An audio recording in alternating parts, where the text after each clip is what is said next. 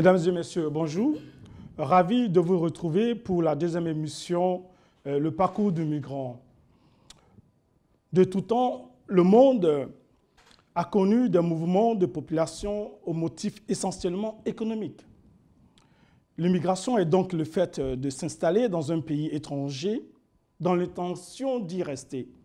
Cela nous amène à nous interroger sur le parcours du migrant. En d'autres termes, quels sont les facteurs qui poussent les personnes à quitter leur pays d'origine? Sont-elles toujours les bienvenues sur leur nouvelle terre? Sont-elles bien intégrées ou mal insérées professionnellement parlant? Ont-elles conscience des risques de santé mentale auxquels elles s'exposent dans une terre parfois mal connue? Autant d'interrogations qui méritent réflexion et débat.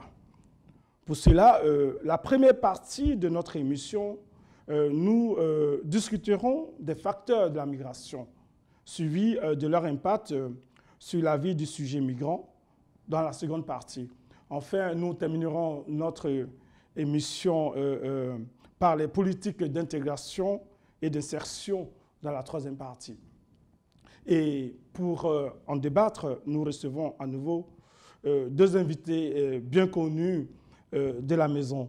Il s'agit d'Emmanuel Nkouzmami. Et Emmanuel Nkouzmami est cadre supérieur d'entreprise, directeur du cabinet Neures Conseil. Il est également président de FANA F2A, intervenant dans l'accompagnement et le soutien des jeunes entrepreneurs en Afrique. Il est également auteur de 9 publications, plus un dixième en préparation. Exact. OK. Et entre autres, ces ouvrages sont le partenariat Europe-Afrique dans la mondialisation, paru en 2013, et la conquête de l'extrême droite en France, 2014, et la France inquiète à son avenir, 2016.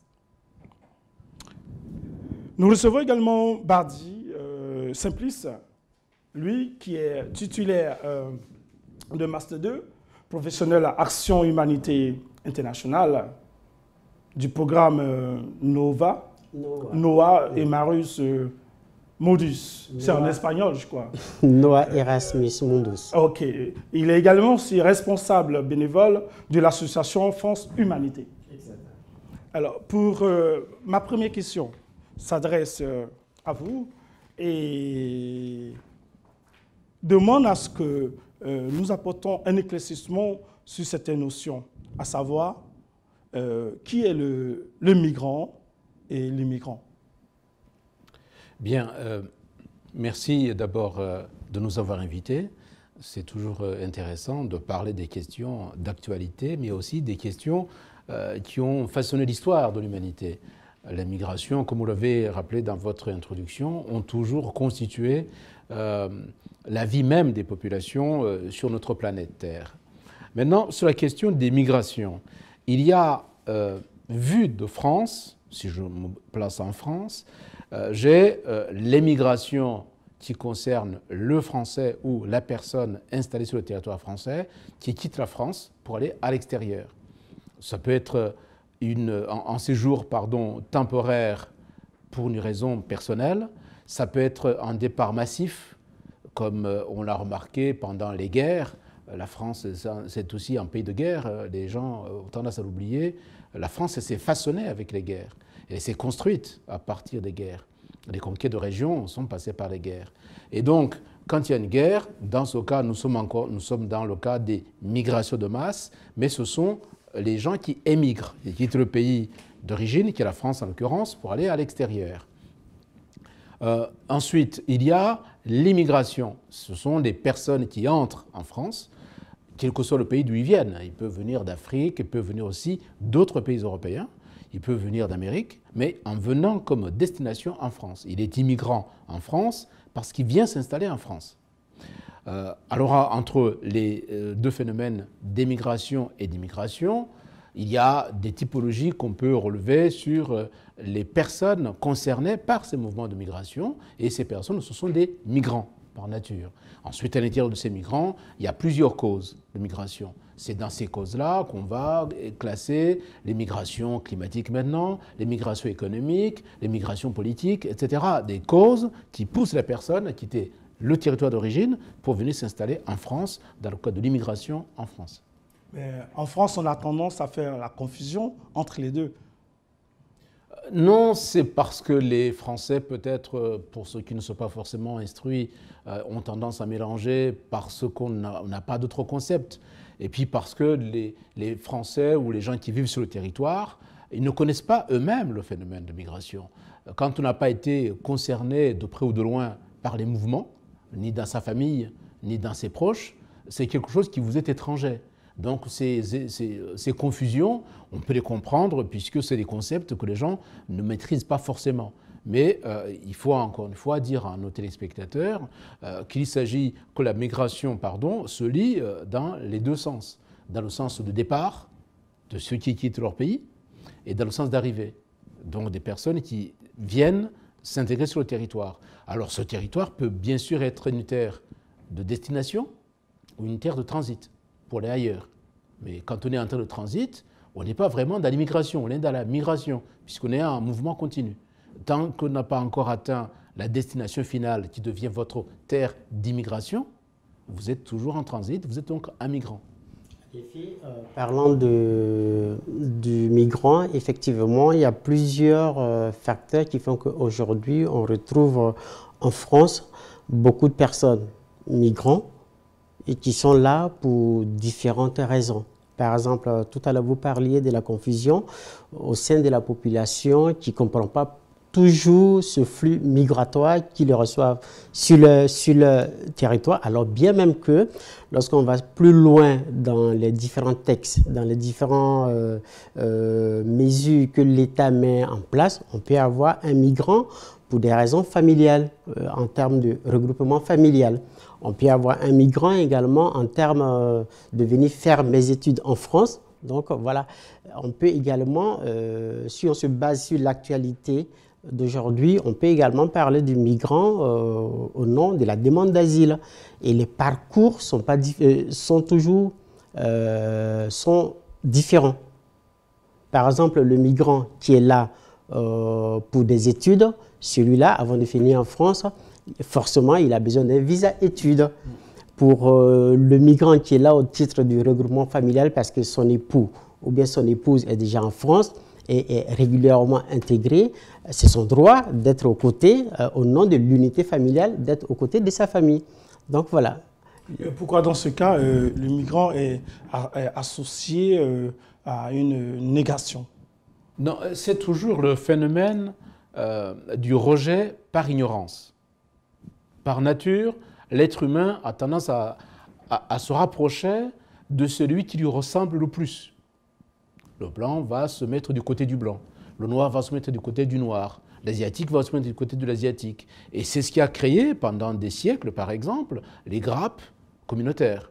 Parce que c'est plus facile de se mettre ensemble. Nous connaissons même à Paris des quartiers qui sont devenus des quartiers spécialisés où vous allez rencontrer les Chinois, c'est un quartier chinois. Vous allez rencontrer les Indiens, c'est le quartier des Indiens, c'est le quartier des Maghrébins, etc. Ça, c'est des regroupements par affinité à la fois culturelle, bien sûr ethnique, mais aussi pour des facilités de vie. Voilà. Donc ça, c'est un phénomène qui n'est pas nouveau, il a toujours été.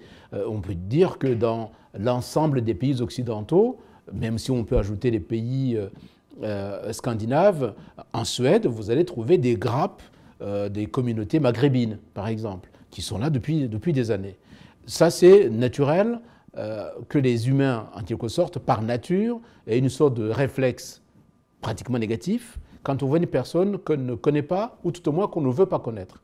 Maintenant, c'est toujours un effort d'aller vers l'autre, surtout quand on imagine qu'il véhicule des images négatives. Si c'est un arabo-musulman, si je suis un Européen chrétien bien investi dans mon milieu chrétien, je dirais d'accord, c'est mon prochain, mais c'est mon prochain quand même arabo-musulman. Vous voyez, il y a toujours une petite distance, en tout cas une réticence à pouvoir l'intégrer comme étant vraiment mon semblable. Il ne l'est pas encore. Il pourra l'être en essayant de travailler ensemble, de mettre en commun nos connaissances, de temps en temps de nous entraider, et là, il devient mon semblable. Mais tant que je n'ai pas encore eu de relation régulière et longue avec la personne, il y a cette réticence-là. Je ne dis pas que ça doit se passer forcément comme cela, mais c'est le réflexe naturel des humains.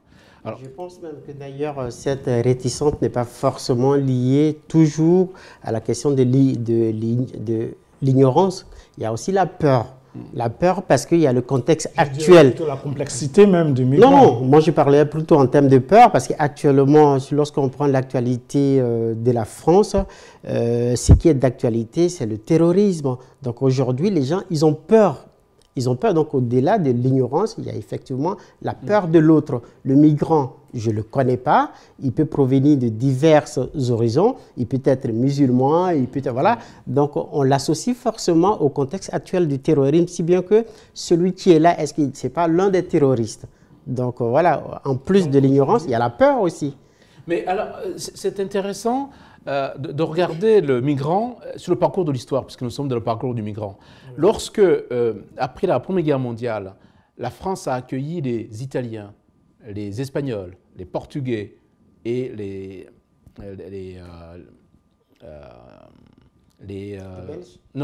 gens de l'Afrique de l'Europe de l'Est, pardon. Je pense aux Polonais, le Polonais, voilà, merci, aux Polonais. Et quand ils recevaient ces populations qui étaient des migrations intra-européennes, ces personnes étaient mal accueillis. Même si, alors ce qui est paradoxal, même si nous sommes dans des civilisations proches, ils sont tous catholiques pour l'essentiel, ils sont tous européens, ils sont en tout cas frontaliers, donc ils se connaissent au moins de par l'histoire. Mais malgré tout, lorsque ces communautés sont arrivées en masse, je pense aux communautés de l'Europe du Sud, les Italiens, les Espagnols, les Portugais, qui sont venus migrer en France, ils n'ont pas été bien accueillis. Ils n'ont pas été bien accueillis parce que là, nous sommes dans un autre phénomène qui est celui de l'invasion de mon territoire. Mon territoire, c'est un village. Un village, je connais mon cousin, mon neveu, mon oncle, on se connaît, on est en famille, on se connaît. Maintenant, il y a un perturbateur extérieur qui arrive, il n'est pas de la famille, il n'est pas du village, il n'est pas du coin, si bien que l'étranger devient celui qui habite à 30 km en gros de mon domicile. Tant que je ne le connais pas bien, j'hésite. Mais s'il est français, ça peut aller, parce qu'il va me raconter son histoire de son village à côté. Mais s'il est italien, ou polonais, ou espagnol, ou portugais, c'est un étranger long. Donc, celui-là, il me pose problème. Là, l'autre question, c'est est-ce qu'il vient s'installer pour longtemps, ou il est en transit? Le problème, c'est que quand un migrant arrive, il ne peut pas lui-même vous dire combien de temps il va rester. Donc, ces gens-là qu'on pensait venir peut-être travailler et repartir chez eux, ils ne sont pas partis. Ils ont fait souche. Seulement, avec le temps, les compatibilités, on peut l'appeler comme ça, ethniques si l'on veut, entre Européens, se sont opérées et les Polonais, les Italiens, nos amis espagnols, portugais sont devenus des Français à part entière. Après, ils ne posent plus de problème et parce que nous n'avons pas le phénomène culturel qui vient perturber. Le phénomène culturel perturbant arrive lorsque les religions commencent à se distinguer. Lorsqu'on a des Arabes qui arrivent, qui sont musulmans, et malheureusement, si quelque part la guerre israélo-arabe éclate, c'était en 1967, on commence à dire tout Arabe est potentiellement tueur, donc il devient terroriste. L'ignorance, la culture de l'autre. Alors, on est dans un double phénomène. Il y a un phénomène d'une réalité. La réalité, c'est qu'il y a des guerres et que les gens, effectivement, se battent quand même, il y a des morts. Ce n'est pas une illusion d'esprit. Il y a une guerre, donc c'est une réalité. Le deuxième problème, c'est de dire, est-ce que cette personne qui vient de ces contrées-là est capable quand même de s'intégrer chez moi et de ne pas m'importer la guerre de chez lui? Ça devient un double phénomène qui va s'installer dans le cerveau des gens. Et chaque fois qu'on verra un arabo-musulman arriver, on se dira, pourvu qu'il ne soit pas, en tout cas, un élément de ces gens qui font la guerre. Alors maintenant, plus tard, arrive le radicalisme islamique, celui qu'on connaît depuis, en gros, qui s'est pratiquement on dirait, industrialisé depuis 2011 maintenant, qui aujourd'hui est venu, en quelque sorte, densifier ou amplifier la peur que les Européens, les Français de souche, le terme n'est pas juste, moi je préfère dire les Français historiques. Quand ils voient ces personnes arriver, ils se disent, finalement, s'ils viennent de ces régions de guerre, il y a de fortes chances qu'ils me ramènent la guerre ici. Et c'est là que le politique va intervenir en disant, attention, ces gens-là, on ne sait pas d'où ils viennent, on ne sait pas pourquoi ils sont là, c'est peut-être aussi des envoyés des terroristes. Mais il y a aussi la récupération politique qui influence sur l'opinion publique. Ah oui, ce sera toujours comme ça. Cela a toujours été. Au-delà même de la récupération politique, il faut aussi peut-être pointer du doigt aussi les acteurs de la communication, tels que les médias, qui informent souvent mal. Parce que c'est aussi ça, les médias sont exactement au courant de ce qui se passe ou bien ce qui pourrait se passer aux frontières, donc à la frontière de la France. Donc quand vous émettez une communication, une information sur un tel phénomène et que la population croit en ce que vous le dites, forcément, ça va déranger. On peut aussi s'intéresser à qu'est-ce qui pousse réellement ces migrants à quitter le pays d'origine. Alors, ça dépend. Tout à l'heure, on parlait en termes de plusieurs catégories de migrants selon les motifs, selon leurs raisons de venir en France. J'ai parlé tout à l'heure, par exemple, de l'étudiant qui est en France. Généralement, et pour ce qu'on constate, il y a des jeunes Africains qui, malgré qu'ils aient déjà dépassé le cap de Bac plus 4, Bac plus 5, ils ont toujours envie de quitter leur pays pour venir faire une étude, par exemple, de Bac plus 4, parce qu'ils pensent que dans son pays, il n'a pas vraiment le boulot qu'il faut, malgré qu'il ait fini ses études. Donc, ils se donnent souvent une deuxième chance à chercher des bourses d'études pour venir en Europe. On a plusieurs situations comme ça. Ces facteurs sont multiples dans ce cas. Oui, naturellement, comme le dit Simplice, il y a un phénomène qui est complexe. Il est complexe parce qu'il n'y a pas un migrant, il y a des migrants, donc des situations complètement différentes. Exactement. Entre les migrants temporaires, ça c'est le cas par exemple d'un exilé politique, je dis bien exilé politique, parce que par définition, il a quitté son pays parce que les conditions de travail ou de vie dans son pays, de par son engagement politique, ne lui permettaient pas de s'épanouir dans ce pays, ou parce qu'il était pourchassé dans son pays. Donc il va chercher un asile, mais son asile est par définition temporaire. Lorsque les situations évolueront dans son pays, si la paix revient, la personne est susceptible de rentrer chez elle. Donc nous sommes dans une migration temporaire, mais qui est liée à des conditions politiques de la personne.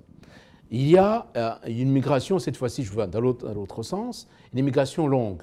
C'est le cas d'un regroupement familial. Quand on vient rejoindre ses parents, c'est pour faire corps avec la famille. Donc c'est pour vivre avec la famille.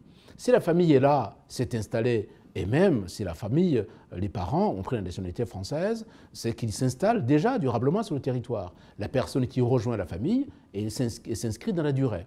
Nous sommes plutôt dans une sorte de partage d'avenir. Alors entre les deux, il y a d'autres phénomènes. Il y a des migrants de transit. C'est le cas, par exemple, des anglophones ou des personnes qui parlent d'autres langues, en tout cas qui ne parlent le français comme langue d'origine, et qui se disent peut-être que ma vie serait beaucoup plus facile si j'étais à côté des gens qui parlent la même langue que moi, en tout cas plus proche de moi. Donc la France va devenir une terre de transit pour ces personnes qui passent. D'autrement dit, on n'est même pas dans un phénomène de migration longue ou courte, c'est une migration de passage. Et entre les deux encore, je vais trouver d'autres migrants qui quittent les guerres chez eux. Là, nous sommes dans une situation réellement de déflagration des territoires d'origine, et ces personnes vont chercher plutôt un lieu d'accueil pour pouvoir vivre en paix. Ces personnes ne sont pas intéressées par la langue en tant que telle, ils sont intéressés par la sécurité.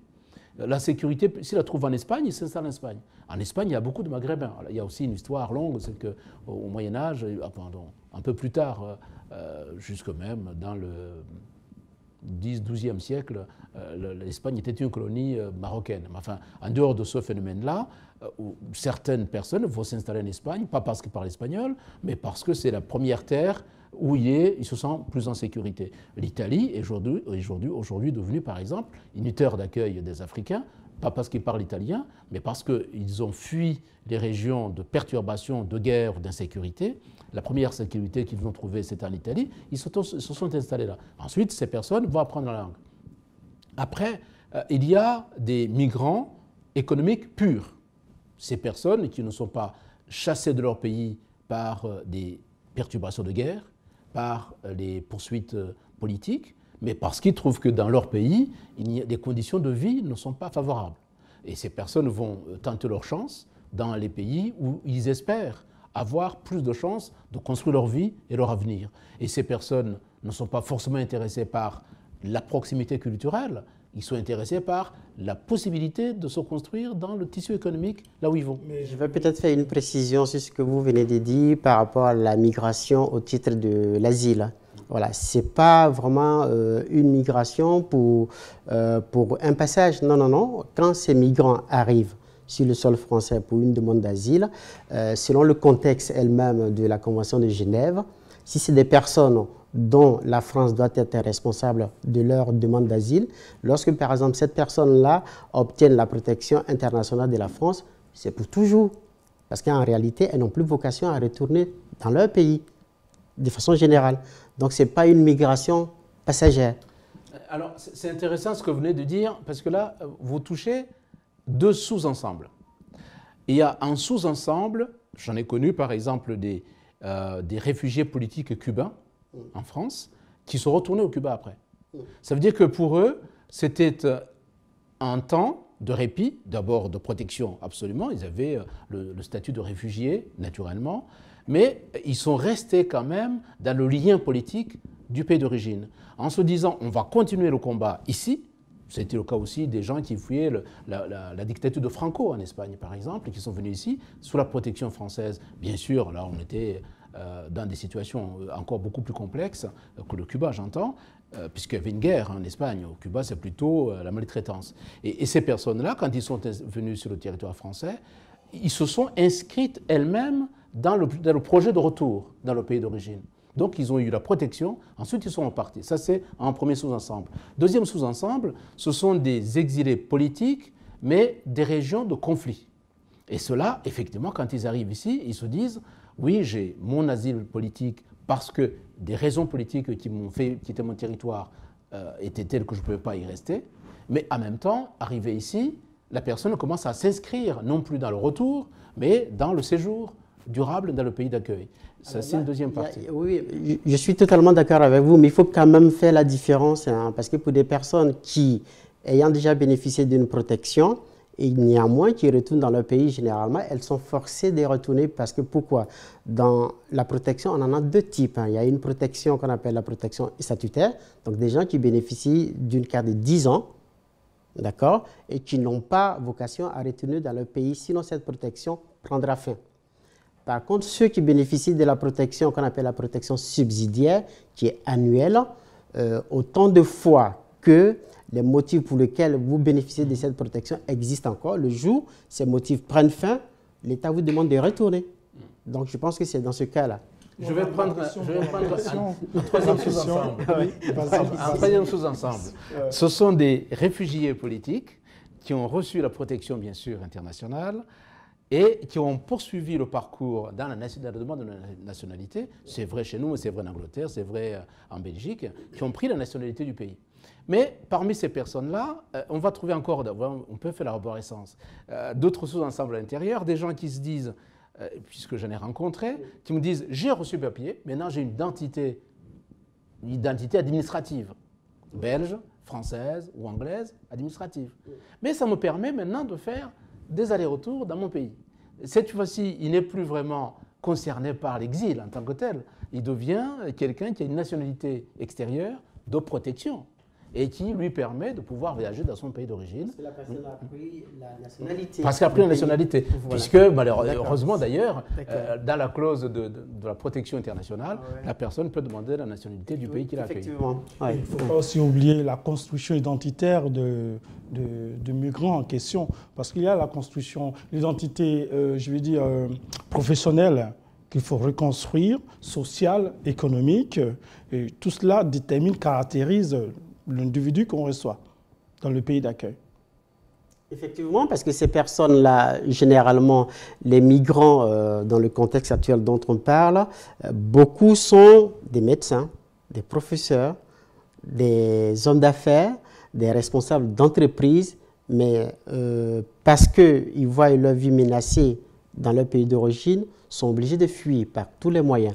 Donc, généralement, quand elles arrivent en France et qu'elles bénéficient d'une protection, forcément, le besoin qui s'offre à eux, c'est donc de se reconstruire dans la dignité. Donc, forcément, la plupart des gens, ils veulent souvent reprendre leur boulot d'avant. Alors, on se pose la question, est-ce que le migrant est toujours bienvenu en France aujourd'hui? Pour le cas de la France, effectivement, vu la politique, ça dépendra parce qu'il faut aussi juger la politique actuelle de l'accueil du migrant. Ça dépend. Dans ce domaine, comment alors, moi, je suis plutôt dans le domaine de l'asile.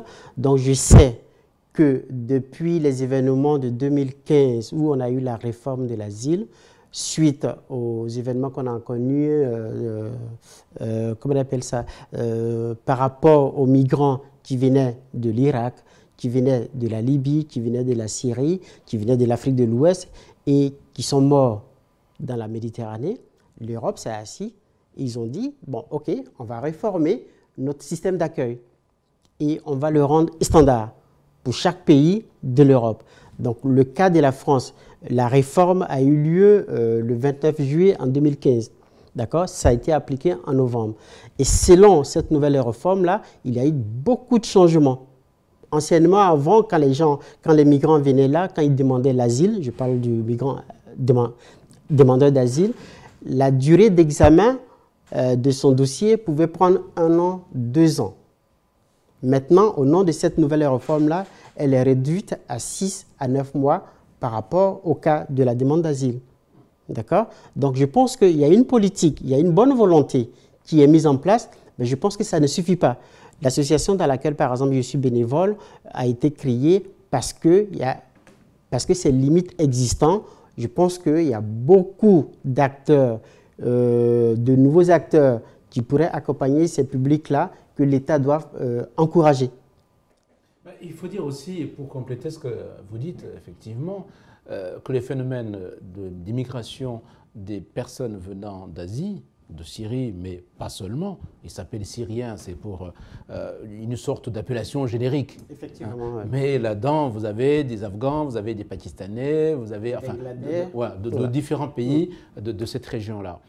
Lorsque l'Allemagne a accès à, comme ça, subitement, par décision de la chancelière Angela Merkel, de recevoir jusqu'à 1 million de migrants, je dis bien de migrants de ces pays-là, l'objectif, autant des migrants que du pays d'accueil, n'est plus vraiment dans l'asile politique en tant que tel.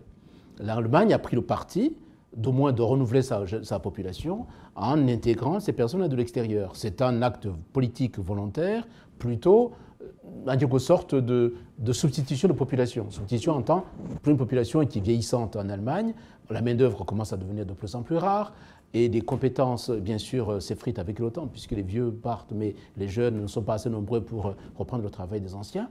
Donc, ils se sont dit, on va retrouver des main-d'œuvre moins chères, faciles à former. Et d'ailleurs, c'était étonnant, puisqu'à cette époque, on disait, on ne reçoit que des ingénieurs, des médecins, des pharmaciens, pour au moins repeupler notre tissu rural allemand.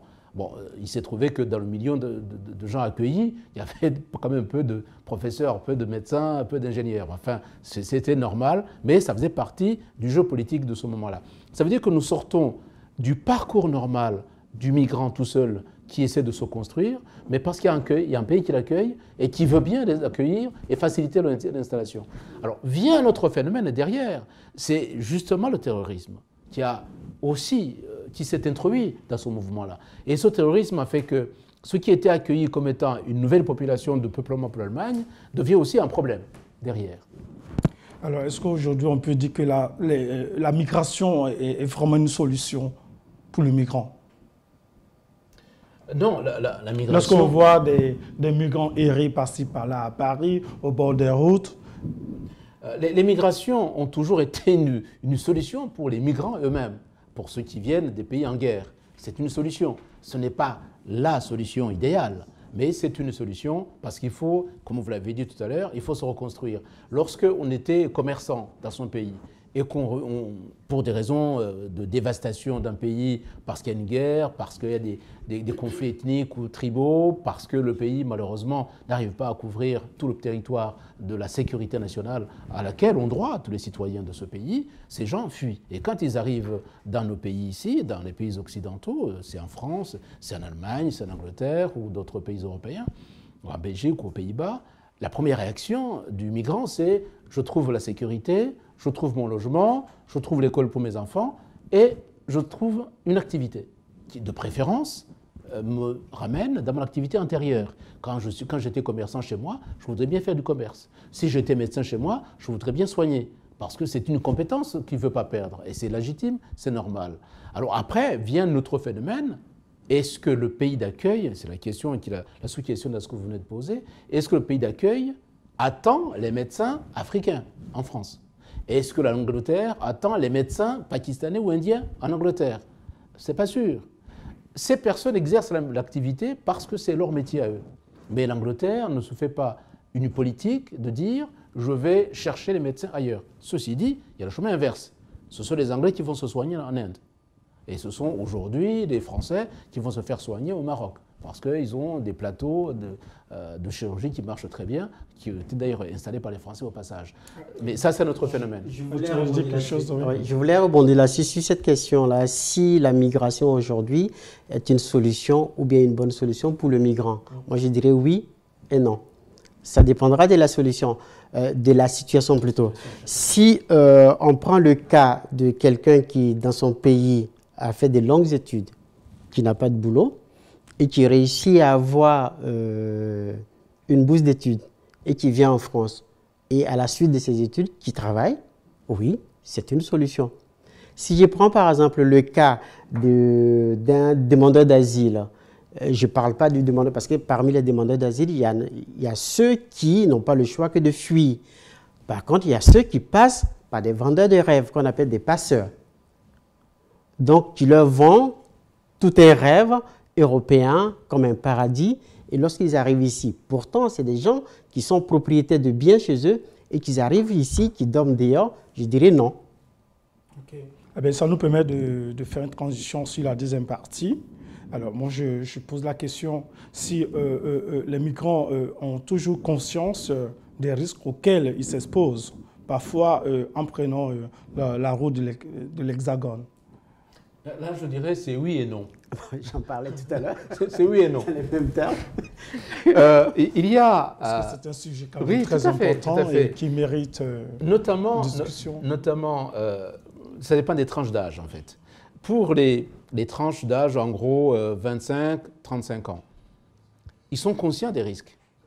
Après, le calcul, c'est quel est le risque que j'ai de traverser la Méditerranée, éventuellement d'être englouti dans les eaux de la Méditerranée, et de traverser jusqu'en Europe, et la malchance que j'ai de rester dans la pauvreté chez moi.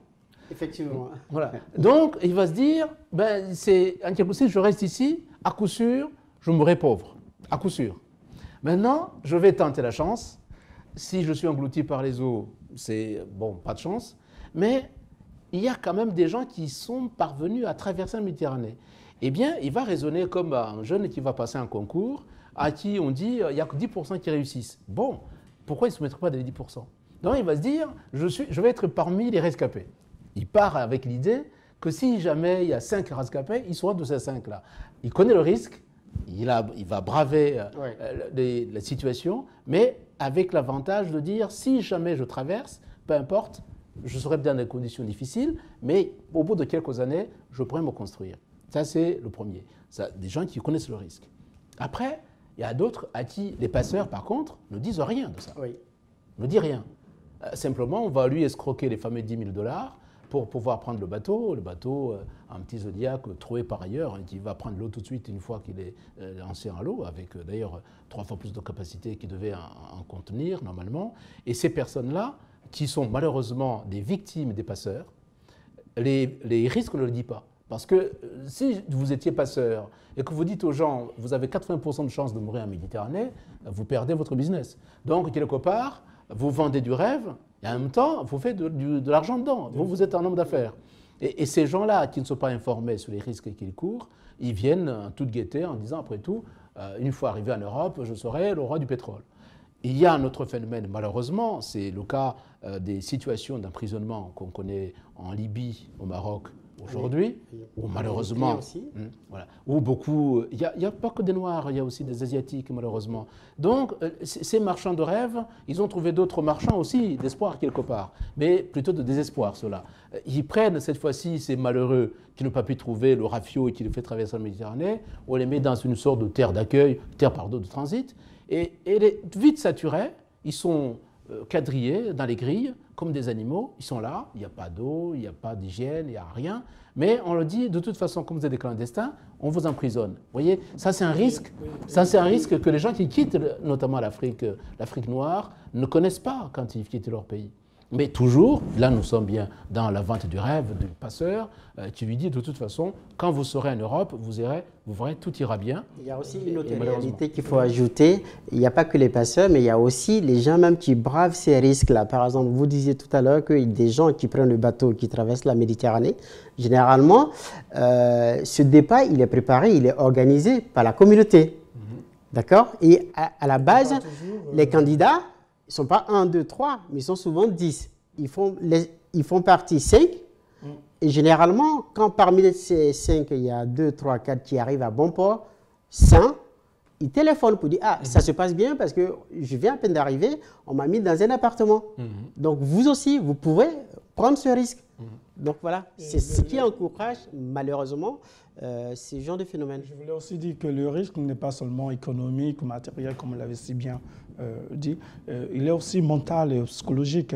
Parce que s'exposer en mer, s'exposer de la nature, passer 2 ou 3 jours dans la nature ou dans un pays, ou 2 ou 3 mois dans un pays inconnu, c'est aussi une autre forme de souffrance psychique qui fait que tôt ou tard, on a des séquelles de cette souffrance, de la traçabilité de tout ce qu'on a laissé. Alors, ça, c'est un autre phénomène, et ça, c'est pas. Moi, je dirais, c'est un débat universitaire, ça. Pourquoi? Parce que les gens qui quittent leur pays, en dehors des situations politiques graves, des sévices. Il y a tout de même un impact psychologique. Prenons une partie. Une autre forme de souffrance psychique. Oui, mais prenons une partie des gens qui viennent à l'aventure. Parce qu'ils pensent, ils rêvent de construire une vie meilleure à l'extérieur. Ça peut être aussi une immigration intra-africaine, ça existe aussi. Mais prenons ces migrations des gens qui viennent en Europe, en France en l'occurrence. Ces personnes-là, une partie de ceux qui viennent dans le rêve de pouvoir vivre mieux ici, ils ne se posent pas la question de rupture.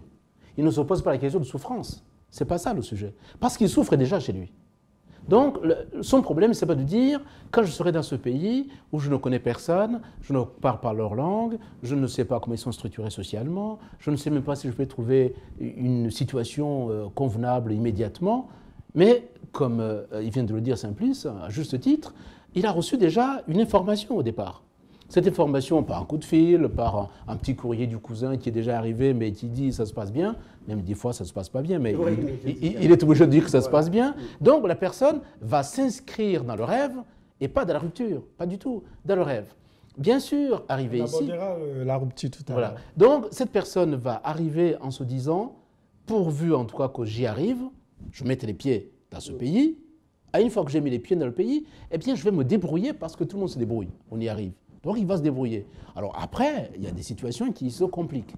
Si je prends l'exemple des exilés maliens, vous savez que le Mali est, avec certains pays, on ne va pas dire lesquels, a un taux d'alphabétisation parmi les plus faibles du continent. Les plus faibles. 30% aujourd'hui. Et donc, 70% des Maliens sont des analphabètes. Je ne dis pas illettrés, mais analphabètes. Et cette population, vous la retrouvez aussi parmi les migrants. Ce qui fait que l'analphabète, quand il arrive ici, c'est le Nigeria, ça peut être le Niger, mais ça peut être aussi la Guinée, ça peut être aussi le Mali, les pays qui ont vraiment un très faible taux d'alphabétisation. Et quand ils arrivent ici, le rêve en question, il ne va pas s'écrouler, mais il va se dire, avec mon niveau à moi, qu'est-ce que je peux avoir comme travail? Donc, il va retrouver, et là on retrouve les grappes qu'on les trouve dans les pays anglo-saxons, des communautés maliennes. des communautés guinéennes, Est-ce qui que- vont l'aider. Il y a le rêve, mais il y a aussi la réalité du pays d'accueil. Non, Et le rêve peut Non, la réalité, ne c'est pas après. se réaliser. Non, la réalité, c'est après. Quand la personne arrive, il n'est pas dans la réalité du pays d'accueil. Il est dans la réalité de la communauté qui le reçoit, qui l'accueille.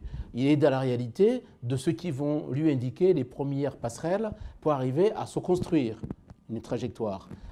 C'est après que les choses peuvent se passer autrement. Autrement dit, s'il ne trouve pas de travail, malgré les efforts... L'absence des attentes du pays d'accueil, par exemple.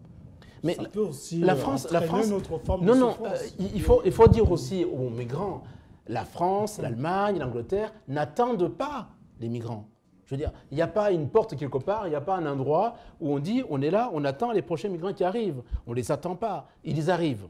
Ils arrivent. Effectivement, la France, comme les autres pays européens, se sont organisés à quand même, à titre préventif, mettre en place des politiques d'accueil. Parce que forcément, le phénomène de la migration, c'est un phénomène qui est connu par presque tous les pays européens aujourd'hui. D'accord? Mais le risque de la souffrance psychologique, comme il le disait si bien, au départ, ce n'est pas envisageable. Ils ne pensent pas à ça. Ils pensent à l'arrivée. Pourquoi? Parce qu'ils ont reçu des idées. Donc ils disent, quelle que soit la difficulté que j'aurai à braver, l'essentiel pour moi, c'est d'arriver à bon port. Parce que je sais que là où je vais, il y a beaucoup d'avantages. Donc eux, ils se reconfigurent comme ça, ce qui est malheureux. Et pour ce que moi, je constate souvent, parce qu'on a reçu dans mon bénévolat, on reçoit beaucoup de populations, beaucoup de personnes qui, ayant parcouru ces trajets avec plusieurs difficultés, ils ne se rendent même pas compte, par exemple, qu'ils sont malades. Tout de suite, quand ils arrivent là, ils disent, bon, ouais, on m'a dit, pour la demande d'asile, je bénéficierai de ça, ça, ça. Donc, généralement, dans leur discours, ils vont vous parler du logement, de l'aide financière, ils vont vous parler de la couverture maladie universelle, ils ne vont pas parler de leur état de santé. C'est à un moment donné, quand vous les orientez souvent vers des centres médicaux d'accueil, c'est là on découvre qu'ils sont malades. Pourquoi? Parce que la personne n'a pas envisagé au départ, dans son parcours, ce risque. Dont je parlais. Oui, mais au départ, ils ne l'envisagent pas. Ils ne le savent pas. C'est après que ça se découvre.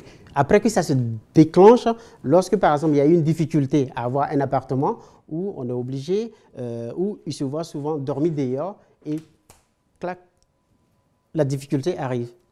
Donc, c'est un peu comme ça. Alors, on peut donc passer de l'illusion à la désillusion, d'où la dépression. Effectivement. Oui, il peut y avoir, avant qu'on arrive dans cet enchaînement-là, une première étape qui est la déception. La déception, c'est effectivement quand j'ai quitté le pays, on m'avait tellement vendu la France comme un paradis. Arrivé là, à la limite, vous ne verrez pas d'herbe. Il n'y a que des immeubles hauts, le logement est gratuit quasiment. Arrivé là, on vous prend, on vous met dans un appartement immense comme votre village d'origine. Donc, quelque part, la personne est encore dans le rêve jusque-là. Et c'est lorsque, effectivement, arrivé ici, il va se heurter à la difficulté de la vie. Il va faire le 15 pour pouvoir trouver un logement. Le 115. Voilà, on va lui dire, voilà, on n'a pas d'autre logement que ça. Il va trouver une chambre exiguë, pas forcément bien entretenue. Il va se dire, finalement, la France, c'est ça. Vous voyez, ça, c'est le début de la déception. Il commence à maintenant construire autre mécanisme de défense dans ce cas-là. C'est comment je peux faire maintenant pour échapper à cette décadence qui me frappe, en tout cas à laquelle je n'étais pas préparé. Là, il peut y avoir le phénomène dont vous parlez, de la déception, la désillusion, et même effectivement jusqu'à la déprime, avant d'arriver à la dépression. C'est finalement comment je vais m'en sortir. Là, dans les pays anglo-saxons où le système communautaire va être un système de rattrapage, de récupération et d'accompagnement, il va se tourner vers la communauté, qui va l'aider à trouver un vrai logement cette fois-ci, un emploi. N'oublions pas qu'en France aussi, on commence à avoir ce même phénomène. Il n'est pas inscrit comme tel, mais il se déroule comme tel. Je prends l'exemple. Dans l'est de la France, il y a beaucoup de communautés turques. Mais vous ne verrez pas les Turcs à Pôle emploi. Ils n'y vont pas. Pourquoi? Parce que la communauté turque, quelle que soit l'ethnie d'origine. Parce que quand on est à l'étranger, on n'appartient plus à la tribu, ni à l'ethnie d'origine. On appartient à un espace géographique national. Et quand vous êtes à l'extérieur, c'est cette nation-là qui vous accompagne. Et donc, quand ils arrivent en France, ce sont les communautés qui vont se mettre ensemble pour donner du travail aux ressortissants de leur pays d'origine. Vous voyez? Donc, là, quand la désillusion commence à s'installer, le premier réflexe, si vous avez une communauté, c'est de vous rapprocher de la communauté et demander qu'elle vous prenne en charge. Ça veut dire que vous donnez le travail, hein, vous travaillez, vous êtes payé. Ça nous permet d'aborder la troisième partie de notre émission, la politique d'intégration et d'insertion. Alors, que faire pour une meilleure intégration du migrant en France? Ça dépend. Alors, aujourd'hui, si je prends le cas de la France, on a deux types de dispositifs. D'accord? On a le droit commun, qui appartient à tout le monde, qu'il soit français ou étranger, mais venu sur le sol français de façon régulière. D'accord? Donc ça peut être par exemple un jeune étudiant qui a fini ses études et donc maintenant qui a besoin de s'intégrer à la France. Il va subir le même système, le même dispositif que le jeune français. Si on prend également le cas du dispositif du droit de l'asile, effectivement, comme je disais tout à l'heure, il y a une bonne volonté politique, peut-être qui est motivée par une volonté européenne. Si bien que la France n'a pas le choix que de faire comme le voisin et d'améliorer son système d'accueil. Donc, vous voulez dire que les autochtones et les étrangers ont les mêmes avantages ici en France?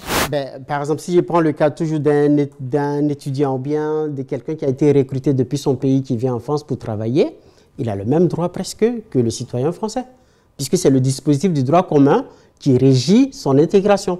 Pour faire une demande de logement, ils vont vous dire quoi? Ils vont vous dire d'aller à la mairie, de faire une demande de logement social. Pour faire la demande de la CMU, ils vont plutôt regarder votre situation familiale, votre situation professionnelle pour vous accorder. Et c'est la même application que le français. Vous parlez du logement, mais où est logé le français, où est logé le migrant? Il y a aussi cette démarcation. C'est un autre cas. Je pense qu'on a parlé tout à l'heure. Non, bien sûr, ça fait partie aussi. Oui, mais ça, c'est un autre cas parce que, oui, effectivement. Des formes de discrimination qui disent par leur nom. Peut-être on peut le voir ainsi, mais ce phénomène-là, je pense qu'il n'est pas pareil partout, dans tous les départements. On sait où est logé le migrant, on sait où est logé le français. Mais ça, c'est une situation de politique, moi je pense, des autorités municipales aussi, hein, parce qu'il y a des communes où les autorités municipales ne souhaitent pas qu'on construise des HLM. Oui. Voilà, parce que derrière, il y a des quotas, il y a des taxes à payer à l'État. Aujourd'hui, si je décide que je ne souhaite pas recevoir des HLM sur mon territoire, on vous dit, OK, mais vous payez une taxe à l'État. Et il y a des mecs qui le font. Oui, il y a des situations. Là, on sort carrément du cadre des politiques du logement. C'est une politique de logement, mais ce qui n'est pas respecté. Ce qu'il dit, c'est la fameuse loi SRU. De la rénovation urbaine, dans lequel, naturellement, chaque commune est supposée avoir 25% de logements réservés au logement social. Mais certaines communes, pour des raisons idéologiques, naturellement, ont décidé de se passer de cette loi-là. Voilà. Les pénalités, ils les payent. Voilà. Comme généralement, c'est des gens qui ont des revenus relativement élevés, on finit par trouver, par le biais de l'impôt local, de l'argent pour pouvoir compenser cette pénalité imposée par la loi. Ça, c'est un premier phénomène. Donc, autrement dit, ces migrants-là ne peuvent pas trouver de place là. Ceci dit, si le migrant est fortuné, il peut toujours trouver une place. Mais dans ce cas, il n'est pas de logement social, il peut être dans l'intermédiaire ou alors dans le logement privé où il va payer 2 fois plus de loyer, mais c'est les moyens, pourquoi pas. Ma question demeure toujours, est-ce qu'il y a vraiment une vraie politique d'intégration et d'insertion professionnelle des migrants en France? Ça, c'est une autre question. Ça veut dire que nous avons passé le cap de l'installation du migrant et nous entrons dans le parcours, cette fois-ci, de construction du migrant. Dans ce parcours, des phénomènes sont aussi variés. Je prends encore 3 exemples pour aller très vite. Soit la personne va s'adresser au système social tel qu'il est construit, tel que Simplice vient de le présenter, et dans ce cas, le dispositif va l'accompagner. jusqu'à ce qu'il trouve un emploi, une formation qui correspond à ses capacités, et éventuellement même à moyen de trouver un emploi, notamment si c'est un jeune, il y a des pôles d'emploi des jeunes, si c'est une personne plutôt qualifiée, on va lui trouver dans les formations professionnelles les instances qui vont l'aider à trouver un emploi, et donc il est dans le circuit officiel, normal, mis en place dans notre politique d'intégration sociale. Maintenant, il y a d'autres qui vont plutôt s'adresser à des circuits communautaires. Là, vous trouvez, je prends un exemple, les Indiens, en France, dans le 10e arrondissement de Paris, il ne faut pas s'adresser à Pôle emploi, ni à l'assistance sociale locale, parce que la communauté elle-même elle a un système complet, tout y est. Donc l'aide familiale, l'aide sociale, l'aide financière, tout est là, tout est à disposition. Je parlais de la communauté turque dans l'Est de la France, c'est le même modèle. Autrement dit, il ne va pas s'adresser au circuit officiel d'intégration, il va suivre le circuit plutôt communautaire. Maintenant, une fois que la personne entre dans le parcours d'intégration, il y a plusieurs situations.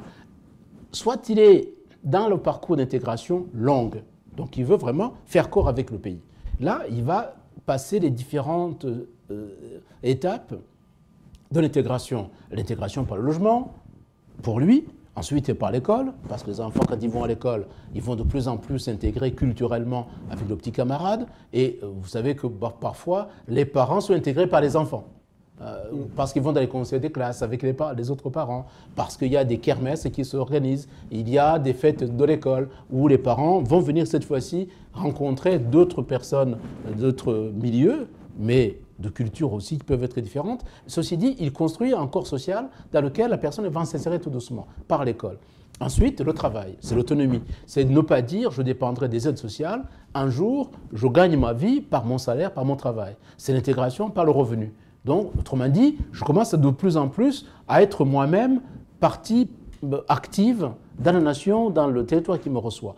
Après, après le revenu, vient l'intégration que j'appelais territoriale. Pourquoi territoriale? Parce que vous n'êtes pas obligé d'être dans la grande ville. Les gens viennent s'agglutiner dans les grandes villes comme Paris, comme Lyon, comme Marseille, alors qu'il y a des villages qui sont vides.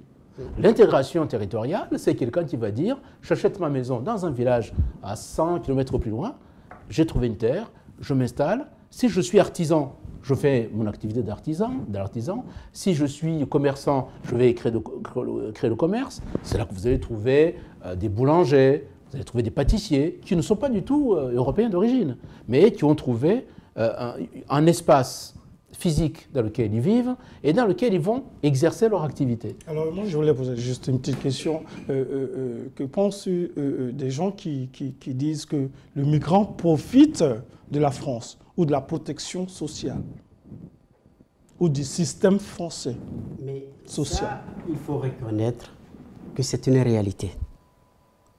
On ne peut pas le nier. Si je prends par exemple le cas des personnes qui sont venues en France... Si c'est une réalité, c'est qu'il n'y a pas d'intégration. Non, je ne dirais pas ça en ces termes-là. Non. Je vais peut-être m'expliquer pour mieux étayer ce que je vais dire.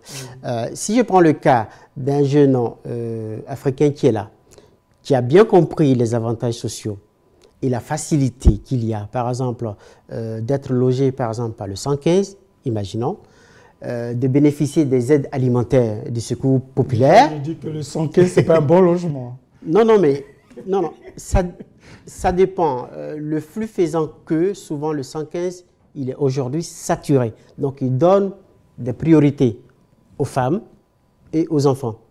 D'accord? Donc, aux familles, généralement.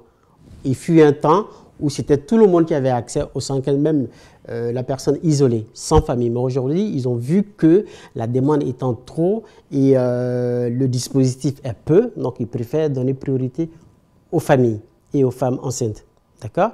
Donc, je continue pour dire, la personne qui est là, qui sait qu'elle peut être logée, par exemple, par le 115, donc bénéficier d'un logement de façon gratuite, d'aller au Secours populaire ou au Secours catholique pour bénéficier d'une aide alimentaire et qui ne veut pas sortir de ce système. Tu préfères profiter de ce système sans même faire un effort. Il y a des gens... Que dis-tu des Français qui se retrouvent dans la même situation que ces personnes, ces migrants dont tu parles, ils profitent aussi du système français. C'est français. Oui, bien sûr. Français. Bien sûr. Oui, bien sûr. Bien sûr, c'est une réalité. L'accès est libre. Et il est libre et il est, je dirais, ouvert à toutes les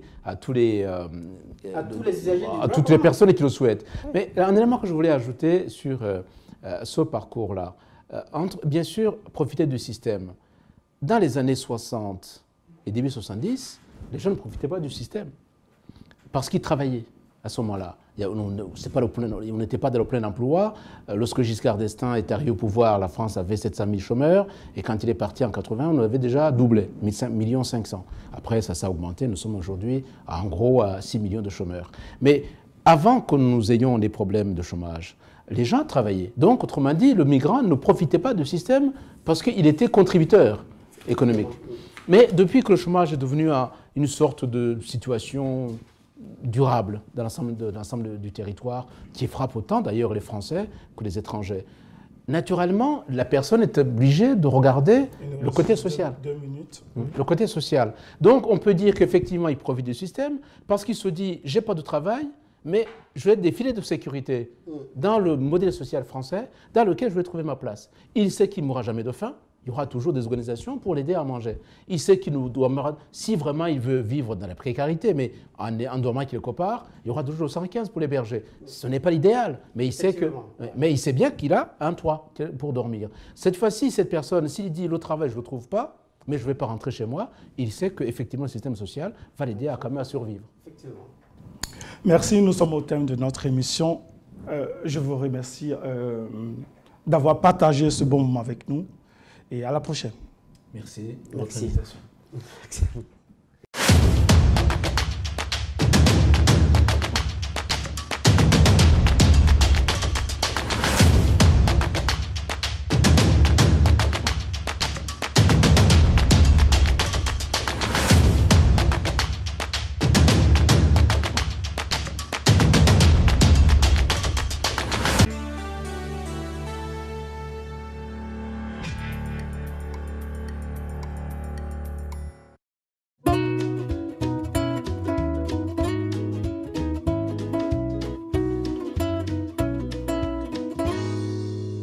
Pour toutes vos stratégies de communication, vos manifestations politiques et culturelles, vos conférences et séminaires de formation, pour toutes vos cérémonies de mariage et de baptême, vous avez désormais une adresse professionnelle. L'agence Glouzilet au 26 avenue Henri Barbus, 93 000 Bobigny. Un studio high-tech de 49 mètres carrés est mis à votre disposition avec du matériel moderne de production et de post-production. L'agence Glouzilet dispose également de 2 supports de communication sur Internet, bzd-tv.com et glouziletnews.com. Pour plus d'informations, vous pouvez nous joindre au 09 19 588 881, 06 30 768 600, 06 65 381 367.